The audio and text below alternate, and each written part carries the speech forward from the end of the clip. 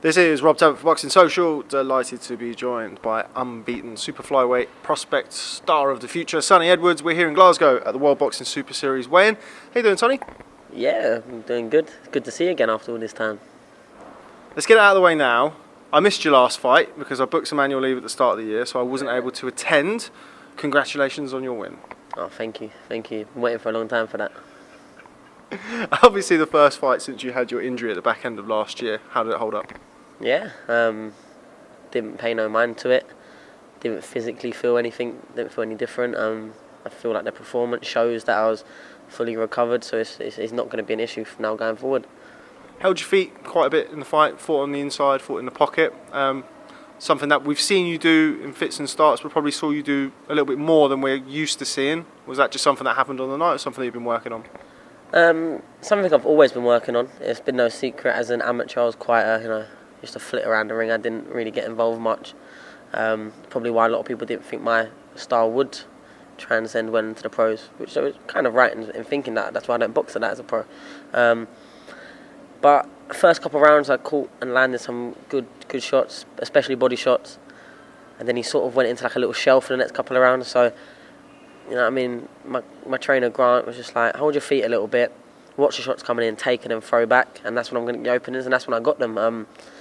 I stayed on the ropes a bit longer than I should have because he was getting a shot. Of course I was taking odd shot here and there, but obviously when you're standing there letting someone throw off and you're going to, but I was just trying to get his rhythm, get him to time himself out a little bit and then catch him on the way in. And obviously I did that at the end of the 7th round. I visibly hurt him, and then I sort of just put him away with just a volume of punches because he was very, very tough. People just think, his record, he was 7-1. He'd obviously got beat by that Juan Hinestroza, who he'd also beat as well. But, you know, who'd been beat by like the likes of my brother, Paddy Barnes, the Legrand. But he went on to fight for European titles, etc. But he had an amateur background. He actually held a win over Josh Pritchard, who's obviously a part of the... he didn't know that. That Josh Pritchard I see through YouTube. That was one of the fights I watched when making the fight, because it was only an English fighter I'd seen that he'd fought. So yeah, he had like a decent amateur background. Didn't turn pro till late. I think he boxed at Portugal, etc. So he wasn't like just like a tin can coming over with a half-winning record. Like, he came over to win. He came over to the UK like a couple of weeks before, was sparring Mark Leach, who went on to win English title, etc. So he came to win, and I knew that, and I was buzzing, to be fair, to be made as like chief support like last minute by BT, because it shows that they've got faith in me, and I feel like I delivered a good performance, one that people wanted to watch. Do you know what I mean? It weren't boring, it weren't just 10 rounds of me sort of schooling him. I showed what I could do. I could box and move when I didn't want to get hit. I didn't. But then I was comfortable with with what he had to offer, his power and that, and I thought, let's try and get him out there, and we did. When can we expect to see you back in the ring next? It seems like every time I talk to you, we're talking about potential fights or calling this person out, or calling that person out. Tommy Franks, and there's various fights that are potentially on the horizon for you. What's likely to be next? Well, I'm not sure if you've seen, I've been made mandatory for the British. So the vacant British title, me versus Tommy Franks, has been board ordered. I personally don't believe that Tommy Franks' team want it for him.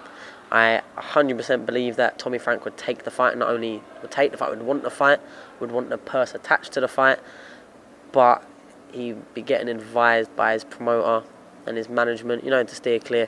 I've sparred a few rounds with Tommy. I think deep down he knows what time it is. Well, of course it's still fairly decent to spar, don't get me wrong, otherwise I wouldn't have went back a couple of times. But for me, I'll speak honestly, I feel it was a comfortable spar, very similar to like my Farag rounds when I sparred him before. But then again, it is sparring. People turn up different on the night. Some people 10 times better, some people 10 times worse when they fight. So it's all different in the smaller gloves, etc. But that was ordered. I don't see it happening. But they've got to make a decision before the 12th of June, because that's when purse bids are ordered. I don't think they'll let it go to purse bids. I believe they'll pull out before and say, we're going another route, which is fine. But that shows really more that they're avoiding fighting me rather than I didn't have nothing to offer them. Because what British fighter doesn't want to box for the British title? And if they believe that they're definitely going to win, and it's a much, much, much better purse, obviously I'm talking theoretically here, because an offer's being put into place now, but from my best knowledge, not been offered to them yet. Why wouldn't you want to fight for the British title? If they go sideways, which I think they will, that will still leave me as there's a sole mandatory for the British, and I believe the plan is to try and get another credible British opponent in for it. I mean, we're looking at people like Joe Mafosa and that. He's 8-0, was Team GB. I boxed him in the senior ABA final, so another good level fight. Obviously, I don't know how far crack. If not, look at someone else. I don't know, but I do want the British desperately.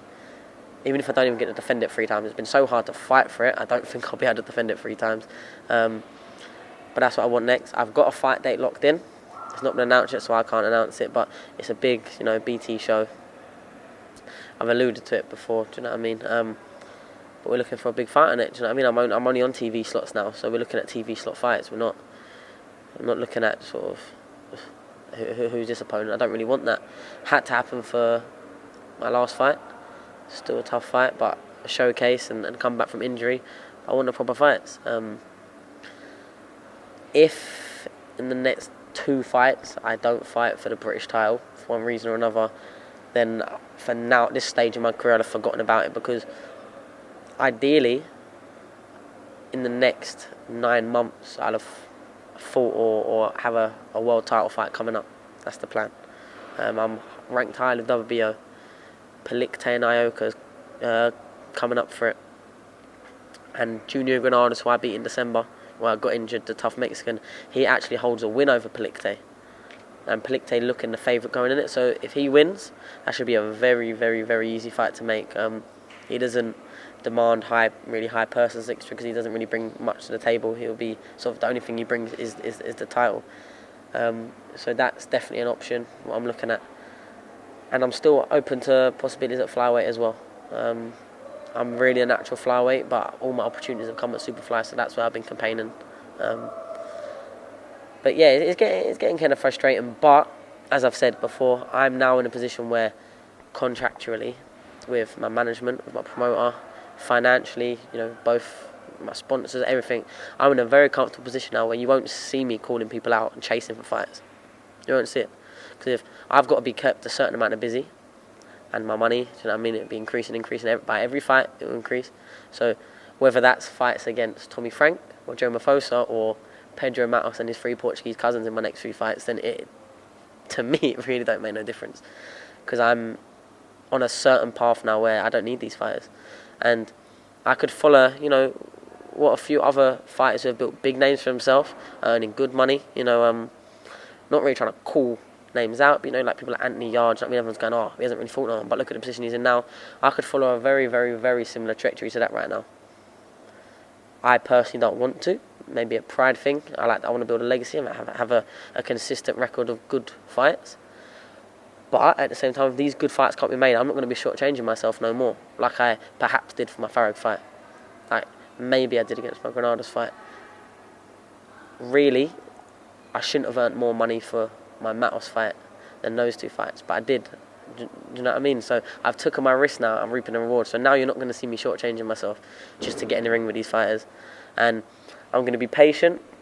I'm going to keep grafting away, stay busy, keep fighting, I feel like every time I box on TV, I've stole the show. I personally believe that. I think a lot of other people believe that as well. And showed that I'm not only, can do it, I can do it excitingly. I'm not really a boring fighter to watch, I don't believe. So everything is looking good for me. So like I said, I don't need to be chasing these names. If a big fight comes or someone does actually want to step up and fight me, then it's the first thing we'll look into and seize that opportunity of someone actually wanting to fight me. But it's been very, very frustrating, just trying to fight these flyweights and super flyweights. I just don't really want to know, and it's as simple as that. But now I don't need them to know because I've got the best position. So they're going to be coming to me to try and get a slice of my pie. Do you know what I mean? I'm good over here. Okay, well, moving away from yourself, Lee McGregor, new stablemate, joined you up in Sheffield. He returns to action tomorrow night. How good is it to have Lee McGregor? I know you know him very well from the amateurs, shall we say.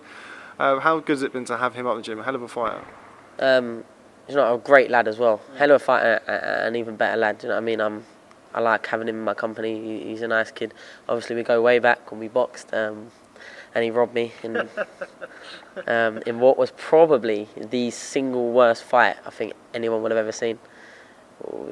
We just stood off each other, do you know what I mean? But in all seriousness, Lee is a great kid, a great fighter. The sparring's already been great. We've had few fantastic spars already.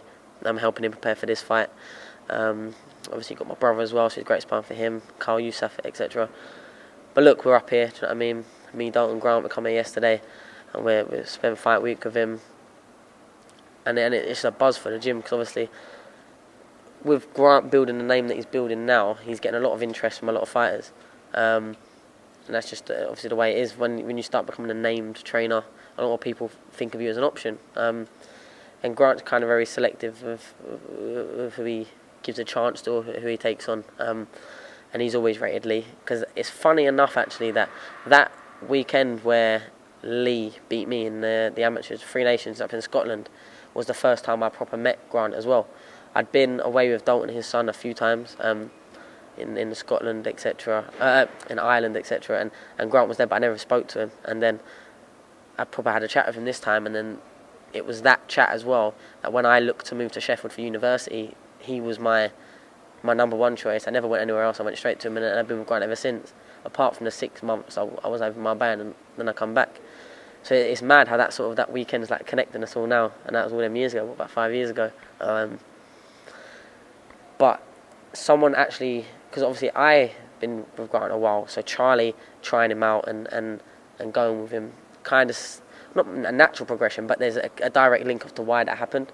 Obviously Dalton, this is his dad, and all the other boys have come through the amateurs, apart from Carl Youssef, but he's from Sheffield. So now Lee sort of, he obviously left the McGregors and he was looking where to go. He's basing himself in Sheffield. That sort of shows quite a lot. Do you know what I mean? That really the direction that Grant's going. And I genuinely believe Lee is a fantastic fighter. I think if he doesn't win a world title at some stage in his career, that would be a surprise to me. Do you know what I mean? Anyone that can beat me, and they're a certain level of good. Do you know what I mean? But no, I rate him very highly. And things look like they're clicking already. This obviously was a weird camp because he's only trained 2 weeks down at our gym, but it feels like a lot more already. You know what I mean? The relationship him and Grant I've got, like I said, I'm good friends with him. We're speaking every day. It's good as well. We've both got little uns that they were born I think 3 weeks apart or something like that. And when he brought his little girl down to Sheffield, we took the kids out and that for the day, and it was nice. You know what I mean? So everything's good. Everything's really good, and obviously he's in the same gym as Charlie, kind of similar weight, so he'll learn and be around, as long as touchwood Charlie keeps holding to his world title and hopefully expands to more. It'll be more experience for him. You know what I mean? He's a very experienced lad. He fought all over the world for GB. I'm looking forward to him putting a performance on Saturday. His opponent changed last minute because he got arrested at the airport or something.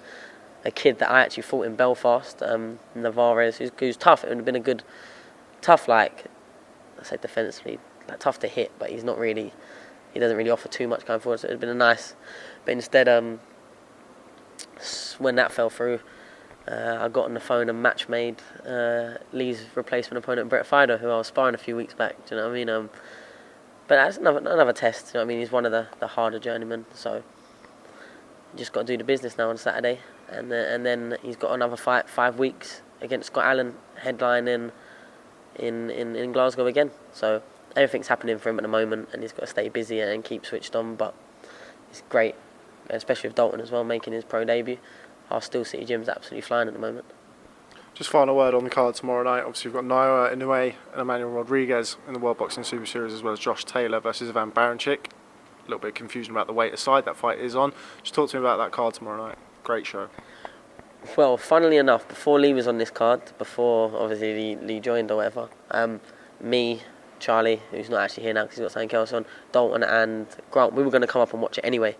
We had tickets, ringside tickets, and even if I couldn't get that sorted, I was still going to buy tickets. I think INOUE is arguably pound for pound, I'd put him at number one for me personally, just because on the way he dispatched of world-class opposition. Payano, beat Raushi Warren, Jamie McDonald had been mixing at world level for a few. not in a disrespectful way, because but he iced them both in a round. If you look, I think in the last couple of years, his last 5 or 6 fights, I think he's boxed like 13 or 14 rounds or some. I think he's went 6 rounds, was the longest he's gone since his last points win. And I wanted to come watch him live in the flesh anyway, once I realised. But wow, what a great fighter. Emmanuel Riedrich as well. I've only seen his fight against Paul Butler, where he did look phenomenal, to be honest. He looked very clinical and very composed and relaxed, and didn't really get out of first gear for me. He just made it look that easy at times. But I'm very excited for that fight. I do think INOUE will... Huh? Well, I do think INOUE is special and will win quite comfortably. I don't know if it'll be points or stoppage, but I'd be very, very surprised to back Rodriguez. I couldn't see me doing it, but yeah, excited for that. And Barachink versus Taylor. Taylor's a good friend of mine. He has been for years. So of course I hope and I want Taylor to win.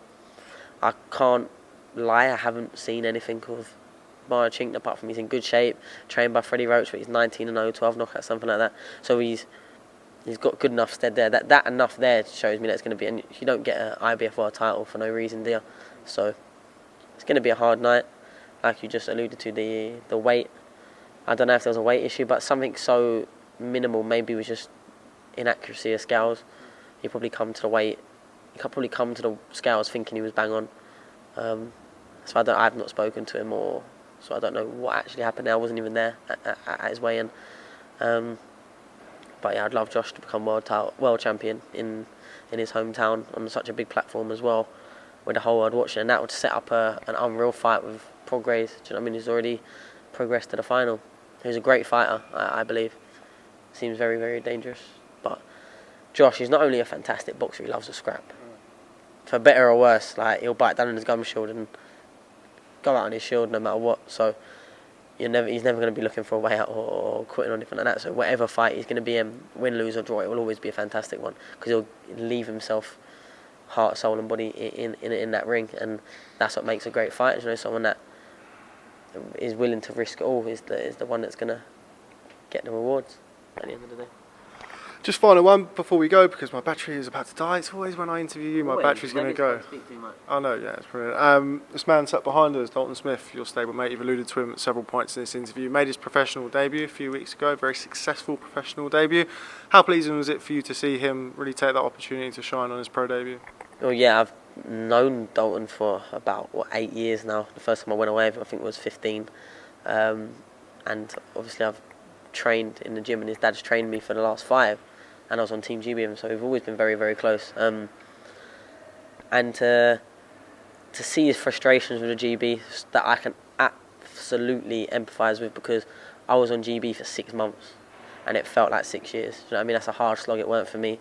I like having one trainer that's sort of like the boss. Do you know what I mean? I don't like going from all these people, and it doesn't really mean to be, but it would be impossible not to be quite a bitchy environment. Like, not throwing no shade to us, I still go up there, still love all the lads, all the trainers.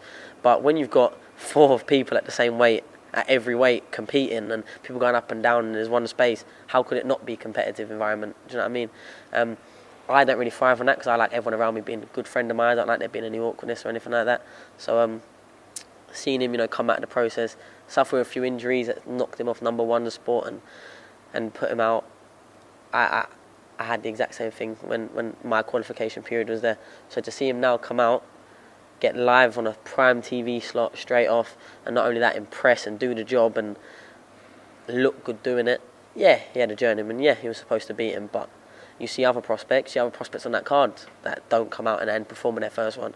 I'm very confident. I don't really hold too much like sort of nervous energy on my fighting, but I boxed for my debut in Spain in some little cow shed in no, it was quite a nice venue actually, but in Marbella, Spain, where there's about 1,000 people in there, obviously no TV or anything, and I felt the nerves, because it's different getting in the ring as a professional. Like, maybe it's sort of fake pressure that you put on yourself because you're not an amateur no more. You've boxed, all the kids you've boxed as an amateur, arguably better than this kid you're fighting, but you still have all them nerves and those pressures. And he took it all within his steps. I mean, he sold quite a lot of tickets. Eddie was pleased with him. I was sat next to him. and it was all smiles, and he's looking to get busy, and I believe he's got a couple of fights already lined up in the pipeline, so obviously I'll be there at them ones, and just good to see him keep progressing. I think you'll really see the best out of him when he's in a proper fight, because he's just got that style where he's very, very hard to win around against. He can box and he can move and he can be slick, but he can also really take a shot and walk people down. So I think the world's his oyster, and just like Lee is another one that should be going on to win world titles.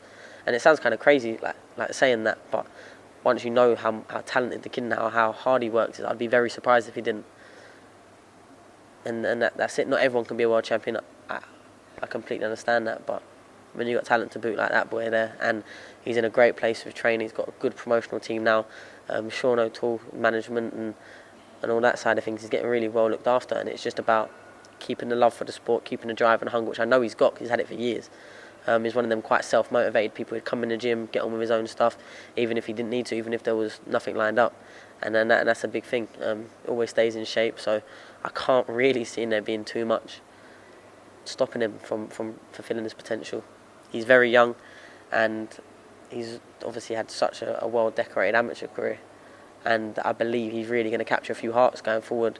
He's got a good story outside of boxing as well, do you know what I mean? And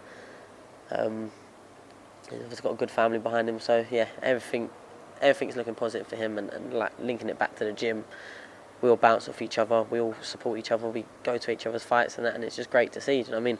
More nights like this coming forward, and then it should be good. Okay, well, Sonny Edwards, always a pleasure catching up with you. Our 5-minute interview is running to 22 minutes. Thanks very much for speaking to Boxing Social. Look forward to catching up with you soon. Cheers, see you again soon.